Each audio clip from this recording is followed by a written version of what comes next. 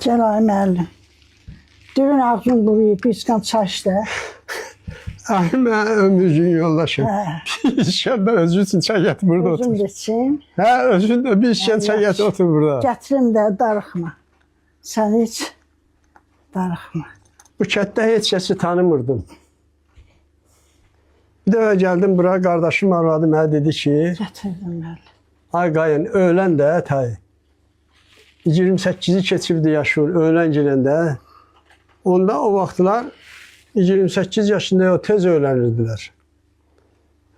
Dedim ki, öğlenimlə nə deyirəm ki, dedi ki, indi ki belədir, qızlar axşam saat buradan toya gedəcək. Onlara baxarsan, seçərsən də oradan. Mən də gəldim, dayandım yolun qırağında, baxdım, gördüm bir dəstə qız gəlir. İçərisində də bu xanım. Bunu bəyəndim. Səhərisi tutdum əlindən, çıxdıq getdik də buradan. Kəndə zor düşdü ki, filankəs qoşulub qaçıb. Getdik Bakıya. Bakıda xalası gildə qaldıq. Qayıtdıq, gəldik rayona, Seysadağlıya.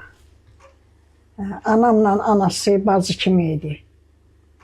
Tabii bir sözlərin ki eləməzdilər. Toyumuz oldu, barışıq oldu.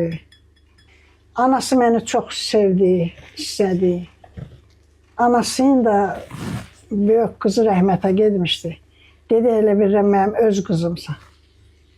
Mən ailə qurandan sonra bu 2 il getdi Bakıda oxudu. Mən bunun anası ilə 2 il qaldım. Bu müəllim mənə dedi ki, gəl qalaq Bakıda. Mən orada oxuyuram. Dedim, yox, mən mamaya qoyub heç yerə gedməyəcəm. Elə də getmədim. Yaxşı dolandıq, yaxşı yaşadıq, gözəl. Anamın sözün iki eləmədim bir sözü. Nə qaynənəmi. İndi belədir ki, o vaxtlar cəmaat arasında hörmət, izzət böyük idi.